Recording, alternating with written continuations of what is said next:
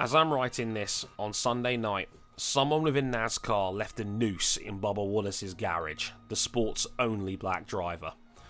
24 hours later, in a powerful act of solidarity, almost the entire pit road, as well as the entire roster of drivers, pushed Bubba's number 43 car out onto the track. Richard Petty, his team boss, NASCAR legend, and let's not forget an 82-year-old man in the middle of a global pandemic, came down to support his driver. As symbolic as it was, it's easy to forget that this was the same Richard Petty that only 3 years ago claimed, if you take a knee for the national anthem, you need to find a new country to live in, threatening to fire anyone who protested it. That same weekend at Talladega, someone threw a plane overhead with the Confederate flag and the quote, "Defund NASCAR," a direct retort to many Black Lives Matter campaigners' calls to defund the police. Many fans outside Talladega flying flags. Many more on Twitter making comparisons to Jussie Smollett in a straight denial of what happened in the middle of what is now an FBI investigation. As quickly as things can change, as quickly as NASCAR wants to move on, its ugly past will be its greatest hurdle to overcome going forward. A sport that held on to its right to fly the Confederate flag until just 2 weeks ago. It generated sport's greatest safe space for racism, and it's going to take a tremendous amount of work to dismantle the culture that it's bred for decades. But Bubba Wallace was front and centre last night. Maybe, just maybe, it's a step in the right direction. While many of us Europeans get snobby about NASCAR and its stereotypes, rightly or wrongly, Formula 1 has had its ugly brushes with this too. I remember it like it was yesterday. The 2008 Spanish Grand Prix.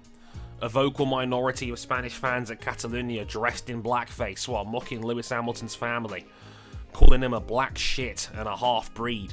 It was appalling.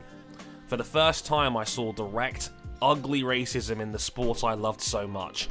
It broke my heart. 12 years on, not much has changed. And hey, let's not forget we have the internet now. Go see F1's official post on the Hamilton Commission on Sunday night and see for yourself. Lewis Hamilton was the first black driver to speak out against police brutality when George Floyd was murdered 3 weeks ago.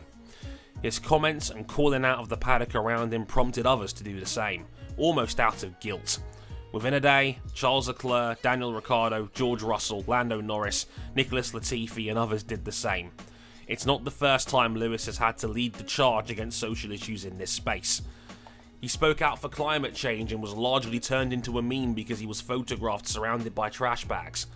He also announced he's opening a chain of vegan restaurants to promote cleaner eating in the environment, this after selling his private jet.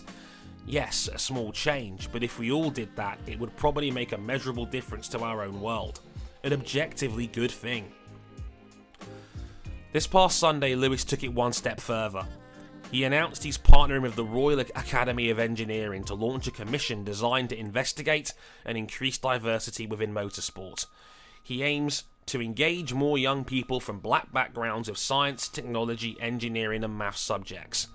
He said it will explore areas including lack of role models and career services at schools, opportunities to engage more black youth with STEM extracurriculars, barriers that prevent people from more diverse backgrounds joining the racing industry, and problematic hiring practices that result in fewer black graduates entering engineering professions. We want to hear from the young people and graduates who deal with these challenges every day, and we are in the process of bringing on additional partners who work on the ground in black communities to bring the first-hand perspective. In addition, we want to bring in leaders from policy and business who are committed to leading on the activation of research recommendations.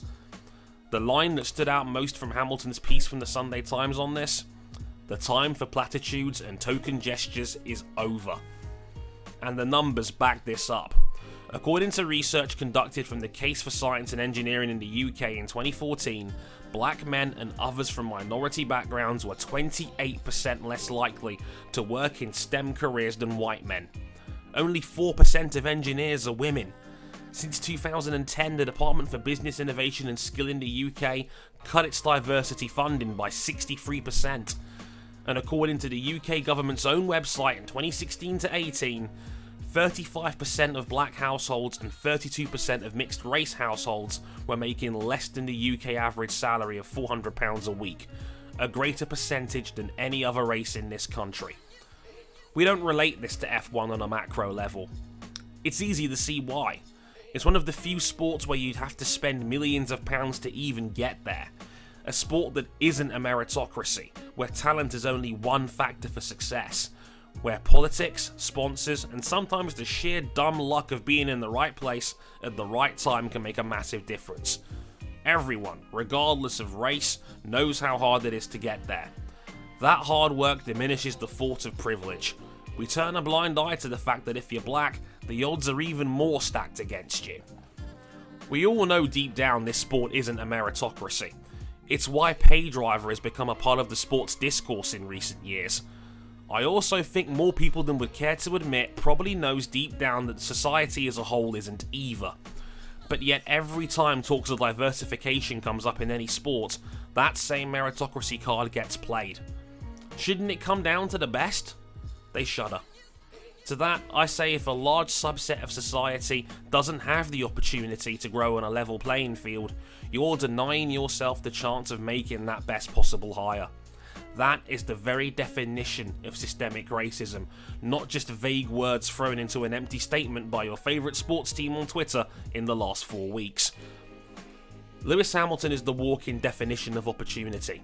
He was born into a working class background in Stevenage. His parents split when he was 2, moving into his dad's when he was 12. His dad Anthony took redundancy as an IT manager and had to sometimes work 3 jobs at a time to keep his son's racing career alive, promising him he'd do what he had to do as long as he kept his studies up. This is by no means normal. The fact that McLaren believed in him from age 10 and he actually had the talent and funding to climb the ladder and yet let his spectacular ability shine brightest is nothing short of a goddamn miracle. In return, he won in European Formula 3, won the GP2 title at his first attempt, and should have won the F1 title as a rookie. I don't care what you tell me, the sport is better with him at the very top. And it's those very same grassroots problems that Lewis is trying to address directly, with help from academia, business, and black people on the ground floor grinding for themselves or others within their communities. It's a brilliant example of Lewis putting his money where his mouth is and giving back to a motorsport infrastructure that absolutely did not love him back for many a year. This is a massive gesture that could lead to actual, meaningful change. Hamilton is forcing the sport and many of its fans to have a hard conversation with itself in terms of how it's marketed, perceived, and the system around it. He's the most important driver of the last 30 years. And the exclamation point? An F1 driver, a sport most associated with rich, white demographics, had their biggest name, its greatest modern influencer, and one of its greatest drivers walk the streets with tens of thousands of people in London promoting Black Lives Matter. A statement more powerful than many realise. The sport is noticing. As I'm typing this very script, the sport has announced the We Race as One initiative, with future plans to be announced as to how they'll address issues of inequality within the sport. I look forward to hearing those plans, and I hope the sport can use its large array of funds, time and resources to make a true difference. Maybe it can even look at some of the countries it chooses to race at, or at least maybe do a bit better than just using an awkward logo with the team's colours in the shape of a rainbow during Pride Month. A bit embarrassing, that. Formula 1 as we know it has been around for 70 years. It's a disgrace that for 57 of those years we didn't have a black driver full time. And it shouldn't have to just come down to that same black driver to try and make sure we don't go another 57 until the next one comes. And yet here he is leading the charge. And if you're against that, I only ask one question. Why don't you want a more diverse sport? And sadly, I don't think the answers to that question would be a surprise.